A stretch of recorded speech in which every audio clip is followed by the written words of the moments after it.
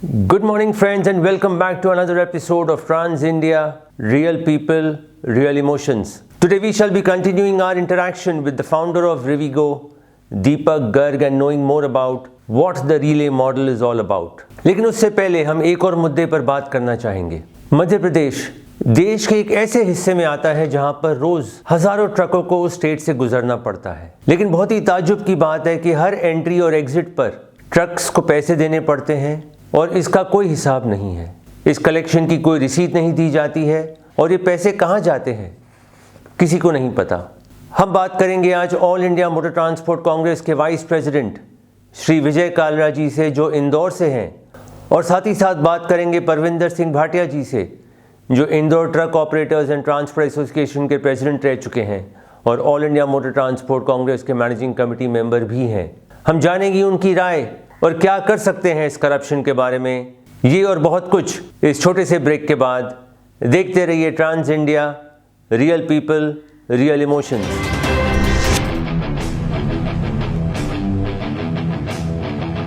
याद है, कुछ इसी तरह का स्टंट मैंने आज से करीब 30 साल पहले भी किया था, लेकिन आज इस डबल ट्रक्स के स्टंट की वजह कुछ और है। Double guarantee. पेश है नया महिंद्रा फ्यूरियो 7, जो आता है डबल गारंटी के साथ। महिंद्रा ये गारंटी देते हैं कि उनके नए महिंद्रा फ्यूरियो 7 का माइलेज आपके मौजूदा ट्रक से ज्यादा है। अगर ऐसा नहीं हुआ तो कर दीजिए ट्रक वापस। नया महिंद्रा फ्यूरियो 7 आपको देता है गारंटीड रीसेल वैल्यू 5 साल के बाद। खरीदते समय माइलेज की गारंटी और बेचते समय रीसेल वैल्यू की गारंटी, तो हुई ना डबल गारंटी।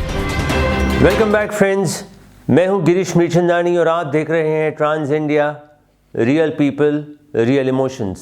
जैसे हम आपको बता रहे थे, मध्य प्रदेश देश के एक ऐसे हिस्से में आता है जहां पर रोज हजारों ट्रकों को उस स्टेट से गुजरना पड़ता है। Geographically, Madhya Pradesh falls in that part of the country where trucks have to cross the state every day, thousands of them, and each truck has to pay a fee at the entry and exit point of Madhya Pradesh. Nobody knows why this fee is collected and nobody knows where this money is going. For years now, transporters have been talking to officials, but nothing has been done so far. Madhya Pradesh के जितने भी local associations हैं और साथ ही साथ all India motor transport Congress इस मुद्दे को सालों से उठाई जा रही है, लेकिन अब तक कोई सुनवाई नहीं हुई है।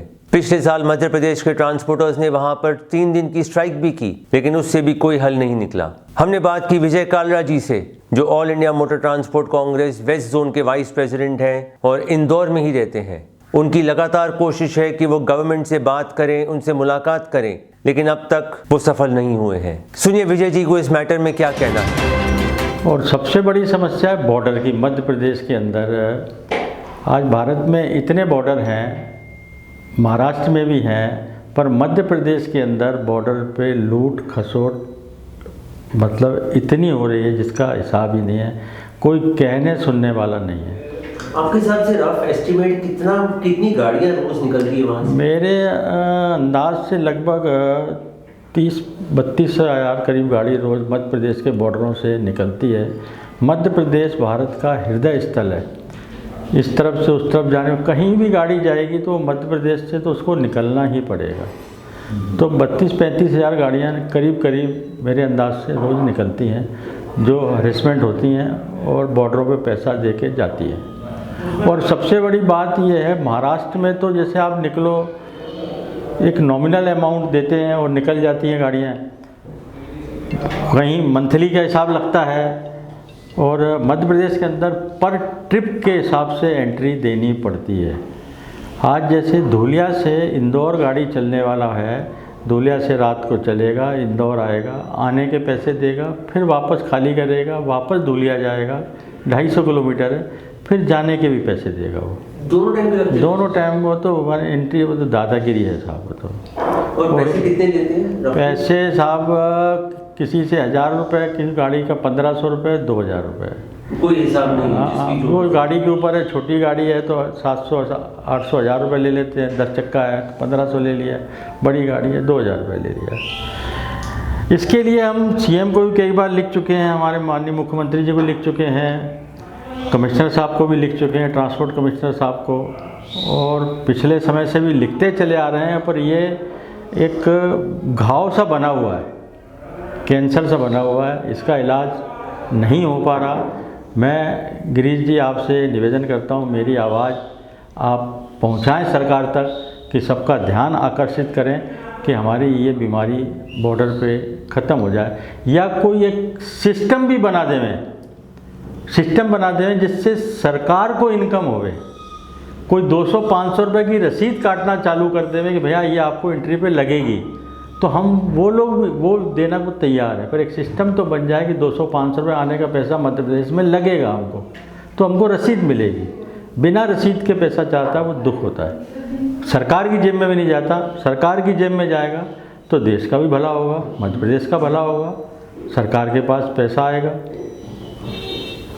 आपने बीच में स्ट्राइक भी किया था 3 दिन का, क्या रिजल्ट था उसका? 3 दिन पूरा मध्य प्रदेश बंद रखा था हम लोगों ने, ट्रांसपोर्टेशन कोई काम नहीं किया था, इसी बात के लिए कि हमको बॉर्डर से बहुत बड़ी समस्या है और बहुत खर्चा बैठता है हमारा, और इतनी कमाई भी नहीं है। कोरोना काल के अंदर ट्रांसपोर्ट की हालत ख़राब रही। हम माननीय हमारे जो ट्रांसपोर्ट मिनिस्टर हैं गोविंद सिंह जी राजपूत, उन्होंने बुलाया हमको सागर में, हमारी उनसे वार्तालाप हुई, मीटिंग हुई। उन्होंने ये आश्वासन दिया कि हम माननीय मुख्यमंत्री जी से आपकी चर्चा करके इस काम को शीघ्र हम आपकी राहत दिलवाएंगे। पर वो सिर्फ आश्वासन ही रह गया, पर काम आज तक हमारा कुछ नहीं है। Vijay Kalra is not the lone person fighting this battle.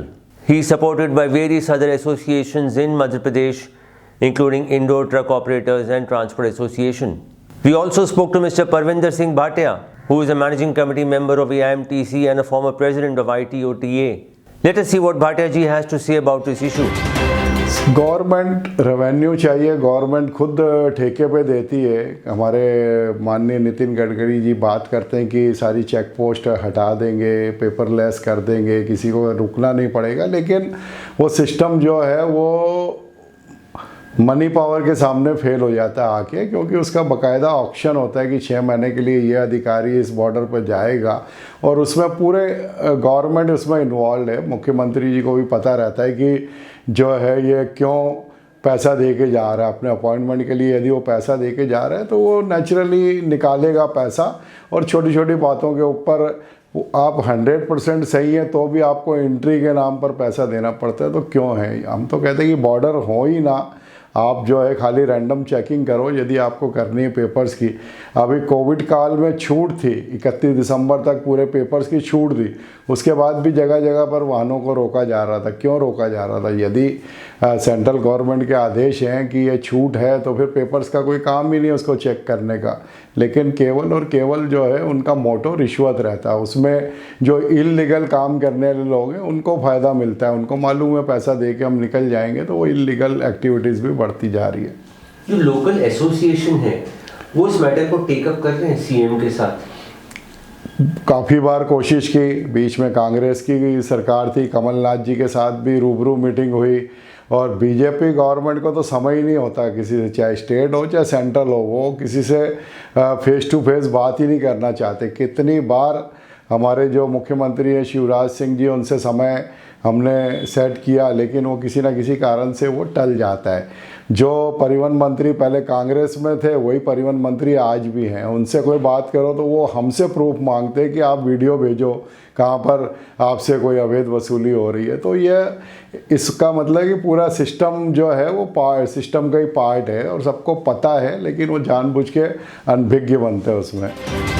दोस्तों, ये बहुत ही दुख की बात है कि एक तरफ रोड ट्रांसपोर्ट इंडस्ट्री देश की सेवा कर रही है। लॉकडाउन और उसके पहले से ही रोड ट्रांसपोर्ट इंडस्ट्री देश में एक बहुत ही इंपॉर्टेंट रोल प्ले कर रही है। हम बार बार कहते आ रहे हैं, हर घर, हर फैक्ट्री, हर इंडस्ट्री रोड ट्रांसपोर्ट इंडस्ट्री के कंधे पर चल रही है। Road transport industry may not be considered the most important person in the supply chain, but you cannot ignore the role of road transport. Everything moves by road and that keeps the economy moving.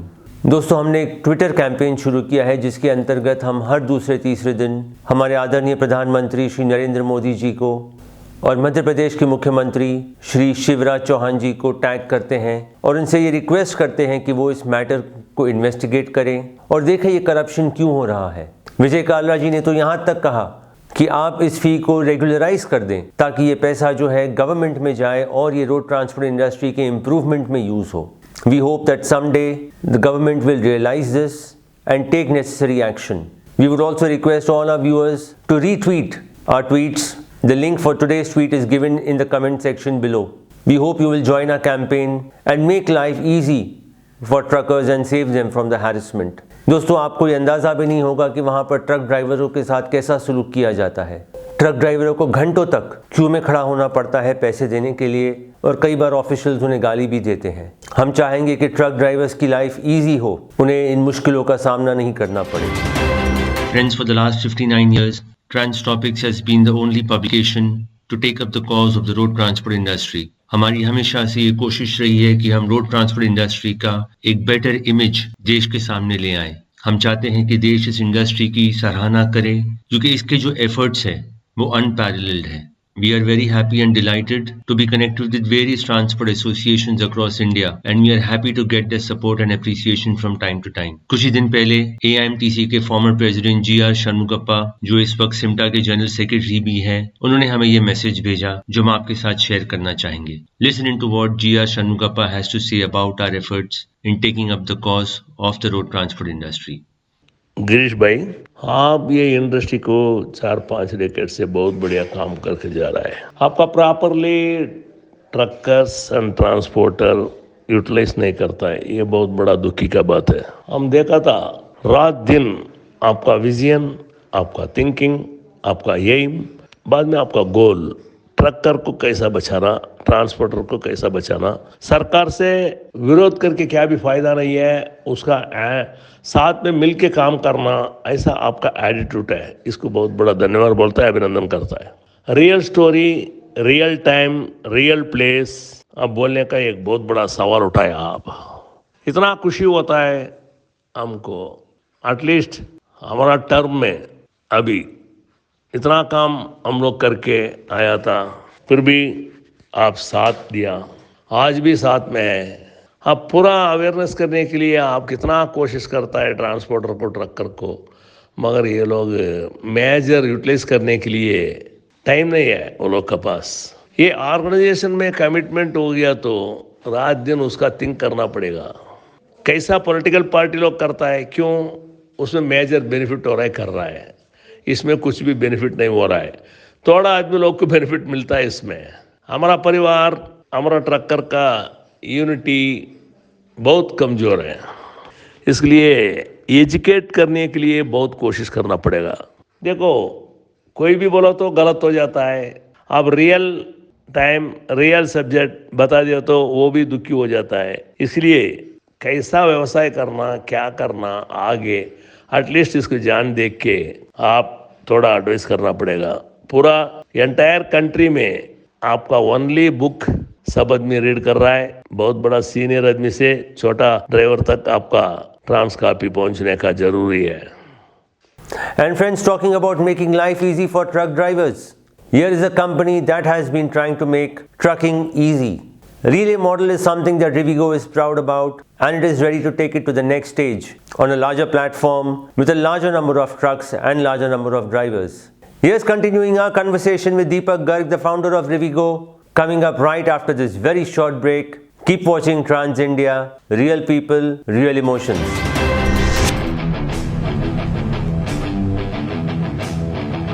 याद है, कुछ इसी तरह का stunt मैंने आज से करीब 30 साल पहले भी किया था। लेकिन आज इस डबल ट्रक्स के स्टंट की वजह कुछ और है, डबल गारंटी। पेश है नया महिंद्रा फ्यूरियो 7, जो आता है डबल गारंटी के साथ। महिंद्रा ये गारंटी देते हैं कि उनके नए महिंद्रा फ्यूरियो 7 का माइलेज आपके मौजूदा ट्रक से ज्यादा है। अगर ऐसा नहीं हुआ तो कर दीजिए ट्रक वापस। नया महिंद्रा फ्यूरियो 7 आपको देता है गारंटीड रीसेल वैल्यू 5 साल के बाद। खरीदते समय माइलेज की गारंटी और बेचते समय रीसेल वैल्यू की गारंटी, तो हुई ना डबल गारंटी।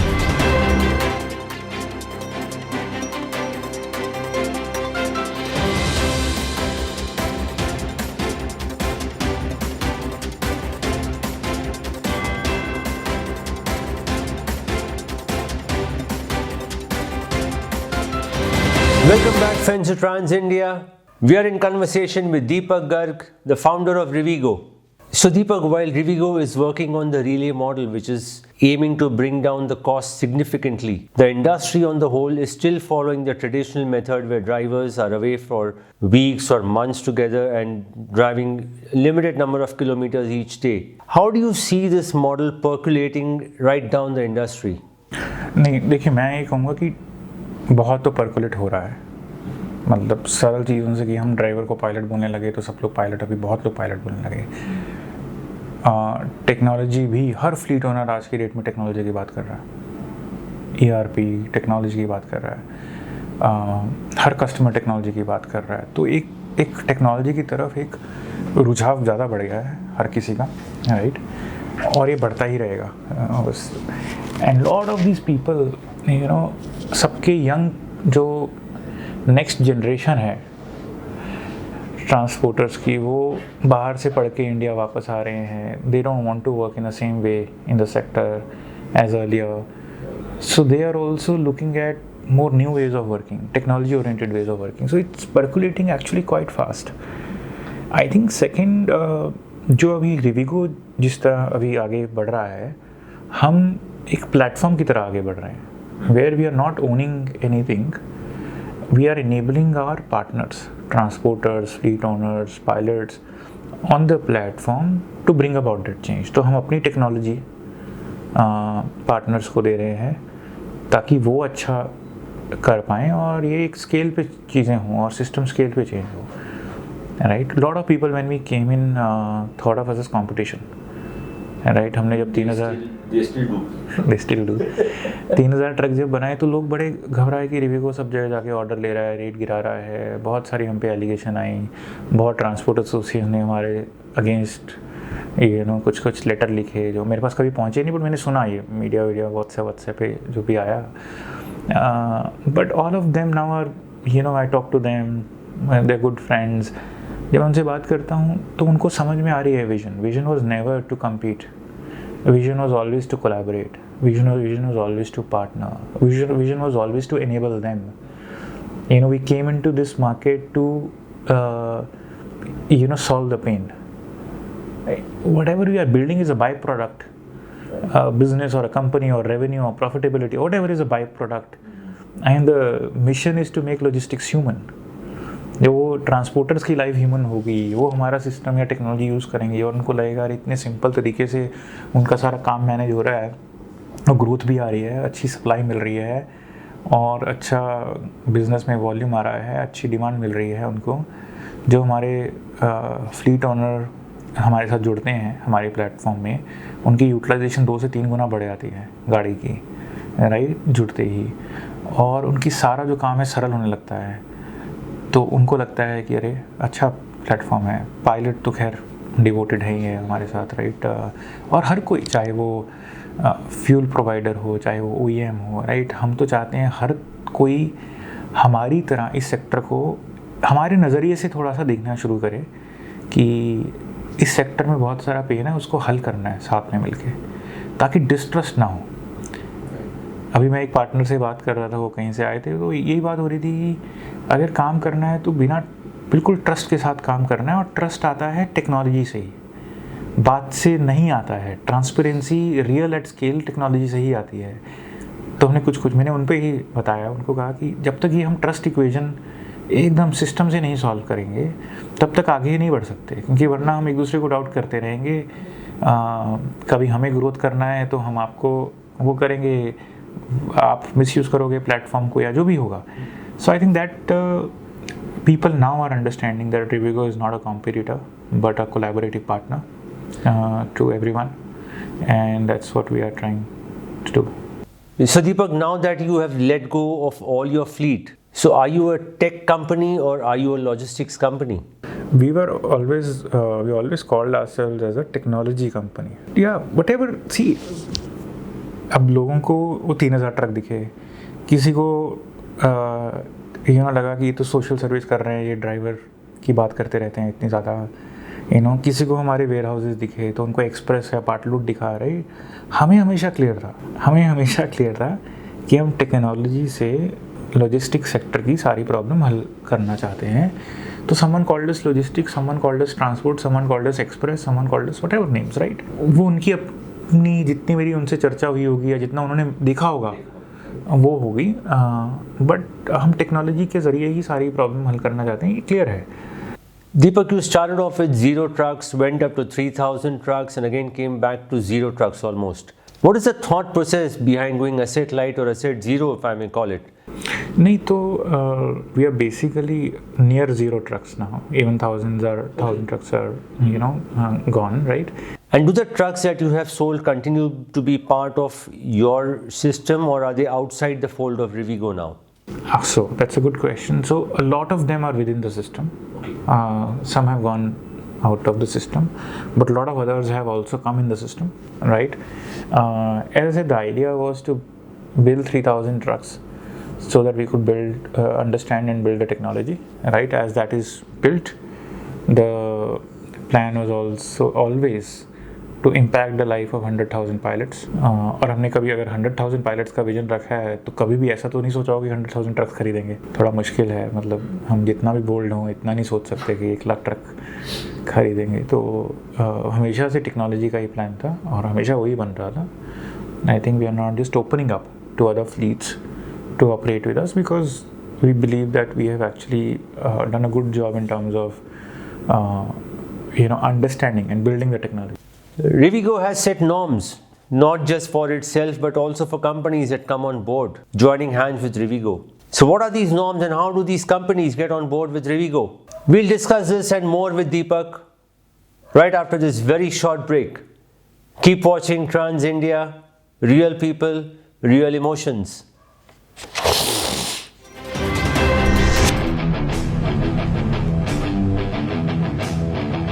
याद है, कुछ इसी तरह का स्टंट मैंने आज से करीब 30 साल पहले भी किया था। लेकिन आज इस डबल ट्रक्स के स्टंट की वजह कुछ और है, डबल गारंटी। पेश है नया महिंद्रा फ्यूरियो 7 जो आता है डबल गारंटी के साथ। महिंद्रा ये गारंटी देते हैं कि उनके नए महिंद्रा फ्यूरियो 7 का माइलेज आपके मौजूदा ट्रक से ज्यादा है। अगर ऐसा नहीं हुआ तो कर दीजिए ट्रक वापस। नया महिंद्रा फ्यूरियो 7 आपको देता है गारंटीड रीसेल वैल्यू 5 साल के बाद। खरीदते समय माइलेज की गारंटी और बेचते समय रीसेल वैल्यू की गारंटी, तो हुई ना double guarantee. Welcome back friends to Trans India. We are in conversation with Deepak Garg, the founder of Rivigo. So Deepak, when other companies come on board to your platform, do they have to necessarily follow the norms laid down by Rivigo? Is that how it works? SOPs are laid down. It's a very simple process. We provide them the relay pilots, right? We guarantee demand for them, and we guarantee a certain fleet utilization to them, which is almost double of what they would be doing today. And so a lot of fleets are actually attaching on the platform, almost on a daily basis. We are seeing a lot of fleets getting attached to the platform, and that's a good sign. जितने ज़्यादा fleets attach करेंगी उतने ज़्यादा pilot life, हम तो वैसे देखते हैं, उतने ज़्यादा pilot life impact होती हैं, right? And they are also liking it because उनकी लाइफ में से जो पेन था वो चला जाता है। डिमांड को ढूंढो, ये सब सिस्टम बनाओ, चोरी चकारी को रोको, ये सब पेन उनकी लाइफ से चला जाता है, right? I think their life become simple. उनकी गाड़ी की यूटिलाइजेशन बढ़ जाती है, उनके कैश फ्लोज बेटर हो जाते हैं, so fleet owners are loving it. Deepak, what was the impact of lockdown on your business? See, lockdown impacted everyone equally bad in terms of ठप ही हो गया था सारा काम, राइट? बट फिर भी ट्रांसपोर्ट तो एसेंशियल कमोडिटीज़ के लिए ओपन रहा, and we got a lot of demand also during that time. But more importantly क्योंकि हम रिले ट्रैकिंग करते हैं तो हमें थोड़ा फ़ायदा भी मिला, क्योंकि पायलट को घर ही रहना था तो वो हर दिन घर आ जा रहा था। जबकि जो लॉन्ग डिस्टेंस पायलट थे, क्योंकि जैसे अब दिल्ली से कर्नाटका जा रही है गाड़ी, कर्नाटका में लॉकडाउन है तो वो कर्नाटका जाना नहीं चाहते, सो ऐसे इश्यूज़ थे। हमें ऐसे इश्यूज़ कम आए क्योंकि रिले पायलट में क्या था कि लोग घर आ रहे थे, everyone was able to come back home. गांव में अपने रह रहे हो तो आ जा रहे हो, तो यो मैं हमेशा बोलता हूँ relay trucking is like a work from home equivalent, of a truck driving job, right? You're coming back home every day. So अब हम तो सब वर्क फ्रॉम होम कर रहे थे, तो ड्राइवर्स को अच्छा लगा एटलीस्ट ये मॉडल में वो भी घर आ रहे हैं हर दिन. Did you bring in any operational changes post the lockdown? You know, several of them. I think this whole I think asset light was a strategy happening anyway. We started executing on it pre-COVID, but I think it gained steam after COVID. I think this whole changes, we made a lot of changes in the platform. I think after COVID, we actually variabilized a lot of our cost during COVID. So we used COVID in the right way कि थोड़ा cost optimization और इन सब चीज़ों को हमें help हुई definitely. Deepak, most companies still see you as competition, and that too an unhealthy one. Companies claim that Rivigo lowers its freight to get business. Is that the case, and do you really work below the operating cost as is being claimed by a lot of people? देखिए, cost से लड़ाई तो हमारी बहुत ज़्यादा है, ये तो कोई डाउट नहीं है कि But are you working below your operating no cost? We are not working below. See हमारा मिशन है कि कॉस्ट तो देखो, अगर भारत की देश के लिए खेलना है तो कॉस्ट तो लॉजिस्टिक्स ही कम करनी पड़ेगी. ठीक है, 14% को 7% करना है तो कॉस्ट से तो लड़ाई सबको लड़नी पड़ेगी, राइट. लेकिन हमारा ये मकसद नहीं है कि अंडरकट करके कॉस्ट कम करना, ये मकसद नहीं है कि फंडिंग उठा के कॉस्ट कम करना, वो सस्टेनेबल नहीं है, राइट. हमने कभी नहीं किया, चाहे कोई जैसा भी सोचे, हमने कभी नहीं किया. लेकिन प्रोडक्टिविटी इम्प्रूवमेंट से कॉस्ट कम करनी बिल्कुल ज़रूरी है, और हमारे यहाँ पे बहुत इनएफिशिएंसी है. मुझे कई फ्लीट ओनर ट्रांसपोर्टर आके बोलते हैं कैसे कॉस्ट कम होगी, और हम तो सिर्फ डीजल कैरी कर रहे हैं. मैं थोड़ा एग्जांपल देता हूँ. चाइना में factor cost, labour cost China की 7 गुना ज़्यादा है इंडिया से. मतलब एक ट्रक ड्राइवर वहाँ पे 7 गुना ज़्यादा कमाता है, एक लोडर वहाँ पे 7 गुना ज़्यादा कमाता है इंडिया के लोडर से. यहाँ $200 है, वहाँ $400 है मोटा मोटा कॉस्ट. लेकिन अगर मैं ट्रांसपोर्ट कॉस्ट देखूं, चाइना की सिर्फ 2 गुना ज़्यादा है इंडिया से. बीजिंग शंघाई का जो कॉस्ट ऑफ ट्रांसपोर्ट है सिर्फ 2 गुना ज़्यादा है इंडिया से. फैक्टर कॉस्ट 7 गुना ज़्यादा है, और मैंने सारे नंबर्स को नॉर्मलाइज़ किया है. तो क्योंकि चाइना में प्रोडक्टिविटी बहुत ज़्यादा है, टेक्नोलॉजी की यूसेज बहुत ज़्यादा है, तो हमें कॉस्ट की लड़ाई तो सबको लड़नी है, लेकिन प्रोडक्टिविटी बढ़ा के. अगर गाड़ी की यूटिल ज़्यादा होगी तो कॉस्ट हमेशा कम होगा. आप इतनी महंगी गाड़ी को यूटिल ज़्यादा करोगे तो कॉस्ट कम होगा, इनएफिशिएंसी हटाओगे तो कॉस्ट कम होगा. So Deepak, what are the typical inefficiencies in the transport industry, and how are you looking to overcome these inefficiencies? नहीं, हर जगह है. जैसे आप देखिए, सो एक तो फंडामेंटल फिलॉसफी ये है कि हम ट्रांजिट स्पीड की जब बात करते हैं या स्पीड की बात करते हैं, तो जितना ट्रांजिट स्पीड को हम बढ़ाते चले जाएंगे उतनी एफिशिएंसी ज़्यादा आती रहेगी सिस्टम में, कॉस्ट के फॉर्मेट में भी. क्योंकि लोग कम से कम इन्वेंट्री रखेंगे, वेयर हाउसिंग कम से कम करेंगे, और उससे ज़्यादा से ज़्यादा जो है एफिशिएंसी सिस्टम में आती रहेगी, कॉस्ट जो है गिरती रहेगी, राइट. तो speed is the biggest enabler of actually cost हर जगह पे, राइट. दूसरा, जितना हम मैन पावर इंटेंसिव कोई भी प्रोसेस बनाएंगे उतनी कॉस्ट बढ़ती रहेगी. जितना हम ऑटोमेटेड प्रोसेस बनाएंगे उतनी कॉस्ट गिरती रहेगी. महंगी फ्लीट का उसकी यूटिलाइजेशन बनाएंगे तो कॉस्ट गिरती रहेगी, राइट. सो ऐसी बहुत सारी अपॉर्चुनिटी हैं रोड पे, इंफ्रा पे, सब पे, राइट. डाउन टाइम बहुत होता है. अगर एक पायलट खाना खाने के लिए रोड पे रुक रहा है तो 2 घंटे लग रहे हैं, राइट. बट रिले पायलट में ऐसा नहीं है. 4 घंटे वन वे चलाना है, खाना पिट स्टॉप पे खाना है, 4 घंटे वापस आना है, तो वैसा नहीं है. बड़े अच्छे तरीके से, अच्छे ह्यूमन तरीके से जो है एफिशिएंसी हल होती है. दूसरी बात मैं कहूँगा, जैसे अब वो बोलते हैं कि पायलट की वेजेस बहुत ज़्यादा बढ़ रही हैं. वो वेजेस इसलिए बढ़ रही हैं क्योंकि वो एक हार्डशिप अलाउंस है. हमने इनह्यूमन लाइफ कर दी है उसकी, तो उसको हार्डशिप अलाउंस देना पड़ता है. लोग बोलते हैं 30, 40, 50 हज़ार कमाता है एक पायलट, वो क्योंकि हार्डशिप अलाउंस है 20-25 हज़ार का, तो वो एक इनएफिशिएंसी है. अगर उसकी लाइफ ह्यूमन हो जाए तो वो तो 15-20 हज़ार में भी, 25 हज़ार में जो नॉर्मल है, जैसे रूटीन जॉब ले लेगा, कर लेगा, तो वहाँ पे भी इनएफिशिएंसी है. वहाँ पे बहुत सारी इनएफिशिएंसी है. पायलट कॉस्ट में बहुत सारी इनएफिशिएंसी है. सो वो तभी रिमूव होगी जब हम सिस्टम को हल करेंगे। और मैं ग्लैड हूँ कि गवर्नमेंट जो है बहुत ज़्यादा इंफ्रास्ट्रक्चर में इन्वेस्ट कर रही है। तो उसमें अगर दिल्ली से बॉम्बे कहीं में पड़ रहा था 12 से 14 घंटे में हो जाएगा अभी, मैं कोई सपना भी नहीं दिख सकता। बीजिंग से शंघाई 14 घंटे में होता है, 12 घंटे में होता है। दिल्ली से बॉम्बे सेम डिस्टेंस है, बीजिंग शंघाई जितना। तो अगर 12-14 घंटे में हो जाएगा तो कितनी प्रोडक्टिविटी बढ़ गई। Deepak, what is the average productivity done by the Rivigo trucks? On a daily basis, we do 1100 kilometers a day. It's hard to predict 5 years, but our what is the roadmap? roadmap यही है कि consistently अच्छी service देते रहना है। हमारा mission pilots के लिए है, उनकी लाइफ को बेटर करना।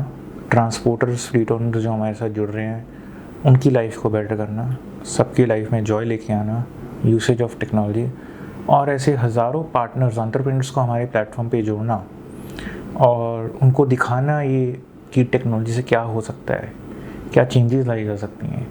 और एक रिले ट्रैकिंग से उनको एक जोड़ना, आई थिंक ये है। अगर हम ये कर पाए तो मुझे लगता है कि हम बहुत अच्छे से देश की प्रॉब्लम जो है, हाई कॉस्ट ऑफ लॉजिस्टिक्स की प्रॉब्लम जो है, या ट्रक पायलट्स की जो प्रॉब्लम है, या ट्रांसपोर्टर्स, फ्लीट ओनर्स का जो पेन है, बहुत अच्छे से 5 साल में, मुझे उम्मीद है 5 साल में ये हो सकता है कि 5 साल बाद हम सोचें अरे यार ये तो सब बदल गया। You know, India is now number 1 on World Bank's logistics index. You know, India is transformed. India's cost of logistics has come down from 14 to 8% to 9%. You know, every truck pilot is leading a better life. You know, her fleet owner technology use कर रहा है, हर transporter technology से काम कर रहा है। Transit speed India की बढ़ गई है, from 25 kilometres an average to 50 kilometres per hour की एवरेज बढ़ गई है। यूटिलाइजेशन फ्लीट की डबल हो गई है एट अ कंट्री लेवल। बड़े बड़े ट्रक ट्रेलर चल रहे हैं, प्रोडक्टिविटी आ गई है, स्टैंडर्डाइजेशन हो गई है, वेयर हाउसेज अच्छे बन गए। ये सब पॉसिबल है 5 साल में, क्योंकि मुझे लगता है पिछले 7 साल में एक प्लेटफॉर्म तैयार हो गया। You know, with all the technology, mobile phone, smartphones, all the GST, every regulation, एक प्लेटफॉर्म तैयार हो गया। अब हमने ये अपॉर्चुनिटी सीज़ करनी है, सारे एंटरप्रेन्योर्स को मिलकर ये अपॉर्चुनिटी सीज़ करनी है कि इंडिया में इनफाइनाइट अपॉर्चुनिटीज़ हैं। हमें बड़ा सोचना है, बुलंद सोचना है, fearlessly सोचना है और इंडिया का नाम रोशन करना है। And Rivigo is leading the way to that change. Leading or serving the way to that change. I put it that way. Well, friends, that was our interaction with Deepak Garg, the man who is looking to transform the industry with relay trucking. Next week, we shall be continuing our series of Aishar's Nayi Soch, and we will be talking to a lady who has overcome a lot of challenges, a lot of hardships to keep her company afloat. Until next week, stay tuned and keep watching Trans India, and don't forget to subscribe to our channel. Until then, stay safe. Jai Hind.